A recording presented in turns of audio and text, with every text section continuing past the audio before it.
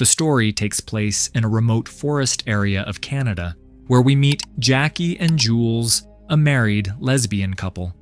They arrive at Jackie's old family house by a quiet, beautiful lakeside to celebrate their wedding anniversary. The surroundings are peaceful, and Jules instantly falls in love with it, feeling truly happy to be there. While exploring the house, Jules notices that Jackie has stepped outside. She finds her standing near a boathouse, lost in thought. When Jules asks what's wrong, Jackie avoids the question and gives no real answer. Later that night, after dinner, Jackie plays the guitar for Jules. She begins to sing a song with lyrics that say something like, "There's a demon inside, blood, let it out." Interestingly, this song was written and performed specifically for the film by Canadian artist Kathleen Monroe. Jules doesn't enjoy the song. It feels unsettling, so she takes the guitar away, trying to lighten the mood. The two get close and begin to share a tender moment, but suddenly they hear a car stopping outside. Jules gets frightened. Who would come here this late at night? There are no nearby houses or people around. Jackie decides to step outside to check who it is. The late-night visitor turned out to be Sarah, Jackie's childhood friend. She was surprised to see Jackie after so many years. When Jackie asked why she came so late, Sarah said she saw the cabin lights on and got curious. But then Sarah called Jackie by another name, Megan. That instantly made Jules suspicious. She sensed Jackie was hiding something. Jules asked Sarah if she lived nearby, and Sarah replied that her house was across the lake. After a brief talk, Sarah left.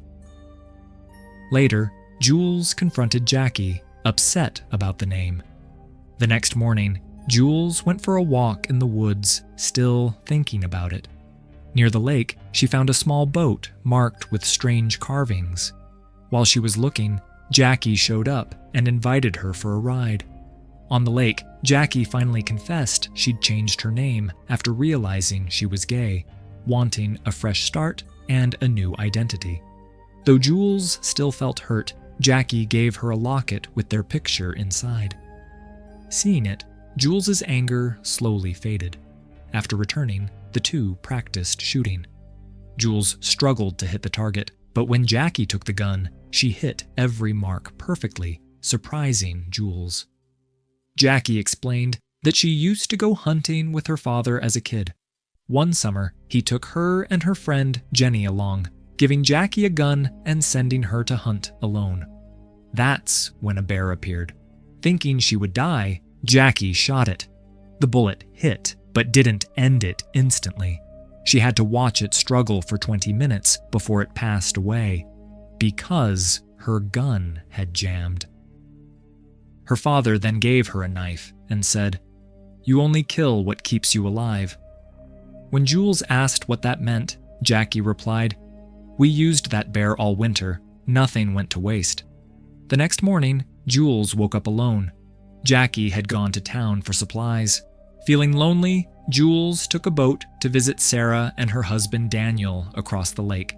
They greeted her kindly. While Sarah fetched water, Jules noticed a photo on a shelf showing Jackie, Sarah, and a girl named Jenny, the same Jenny Jackie had mentioned before. Sarah found it strange that Jackie never told Jules much about her, especially since Jenny had died years ago, which was hard for everyone. This became the second secret Jules discovered, deepening her suspicion. The next day, during a forest walk, Jules stayed distant. When Jackie asked why, Jules confronted her about Jenny. Jackie broke down, saying Jenny had once challenged her to swim across the lake. They started together, but halfway across, Jenny vanished. Jackie searched, but couldn't find her. 2 days later, rescuers found Jenny's body. Jackie told Jules that after Jenny's death, the police had questioned her but found no proof against her. Still, everyone believed she was guilty. Jackie grew emotional, saying she could never harm Jenny. She was her closest friend. Feeling guilty for doubting her, Jules hugged her to comfort her. Later, Jackie took Jules to a nearby cliff, saying it was her favorite spot. The view was stunning, endless trees and a calm lake below. While Jules admired the scenery, Jackie suddenly ran toward her and pushed her off the cliff. Jules fell straight down. Jackie calmly walked to the edge and looked down. Jules lay still after falling from a great height. There was no fear or regret in Jackie's eyes, only coldness. It was a shocking reveal that she wasn't kind at all, but a ruthless, calculated killer. Everything was clearly pre-planned. Jackie had brought Jules there to end her, though the reason was still unknown. Back home, Jackie showed no panic. She burned her torn shirt, ripped during the push, then cried deliberately to make it look like an accident before calling the police. But before doing that, she returned to the cliff to check Jules's body. To her shock, Jules was gone. Only the locket Jackie had given her remained, meaning Jules was still alive. Jackie didn't seem worried. Finding Jules wouldn't be hard for her. Meanwhile, Jules was barely alive, struggling through the woods. What had happened in the past hour felt like a nightmare she desperately wanted to wake from. Her shoulder was dislocated, but using her medical experience, she forced it back into place despite the pain. Every bone in her body ached, and she couldn't decide what hurt more, her broken body or her broken heart, knowing the woman she loved had tried to kill her. Confused and dizzy, she hid behind a large rock to rest, crying as she tried to understand why this had happened. Then she heard Jackie's voice, crying out her name, pretending to be sorry. "I made a mistake. I don't know why I did this." At first, Jules almost believed her and peeked out to see, but what she saw shocked her. Jackie's tears were fake. She was still hunting her, showing no sign of guilt or love. To Jackie, Jules was nothing but prey. Realizing this, Jules's last bit of hope vanished. She cried silently, but knew she had to survive. That night, Jackie kept searching the forest, determined to find and end her. Jules, exhausted and in pain, was about to fall asleep when she suddenly heard Jackie's voice nearby, now cold and threatening. "I know this forest well," Jackie said. "I'll find you. It's only a matter of time."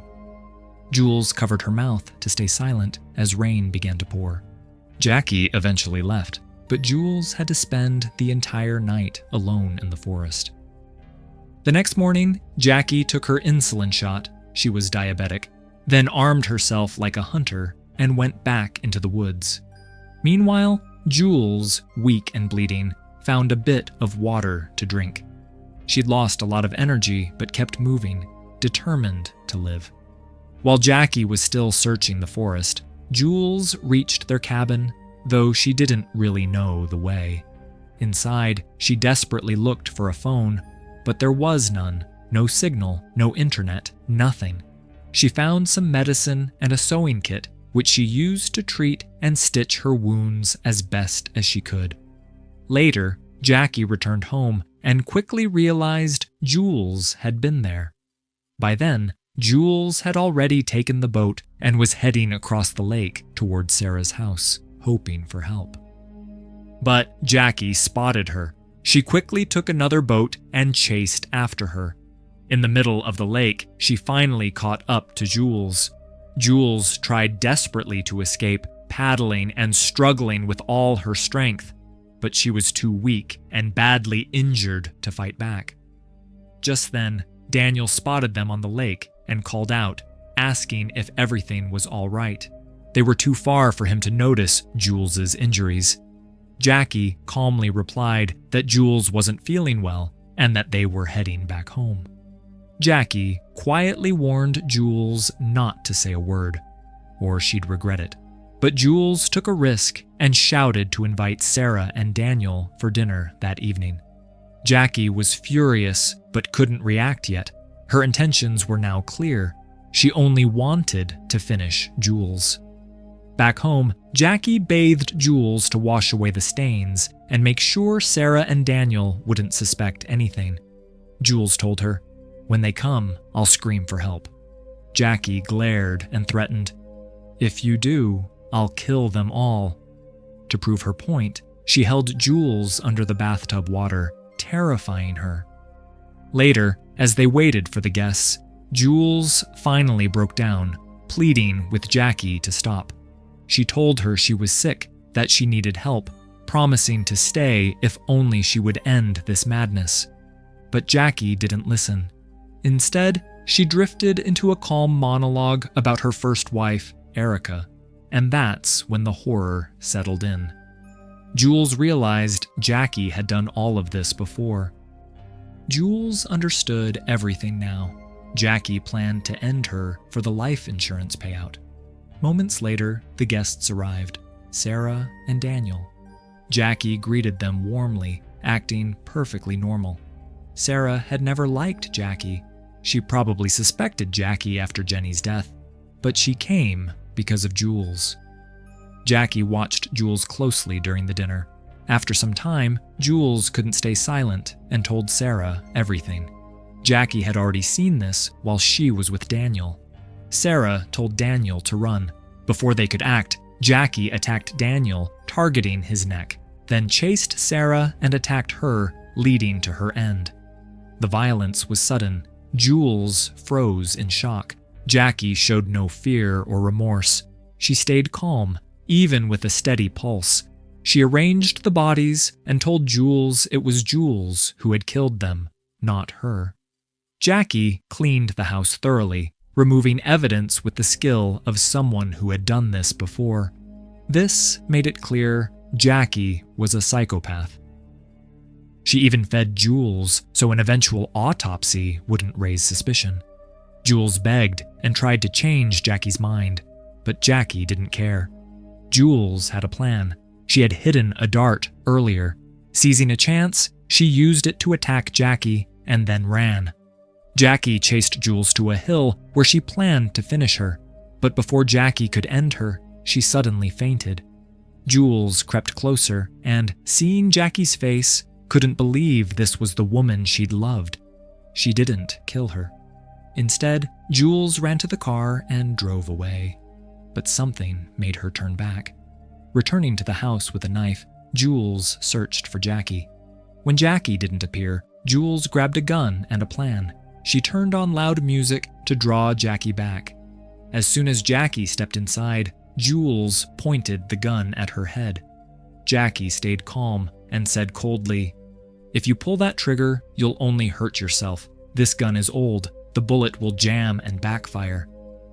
Jackie tried to confuse her, yet Jules fired. Jackie managed to save herself and ran upstairs.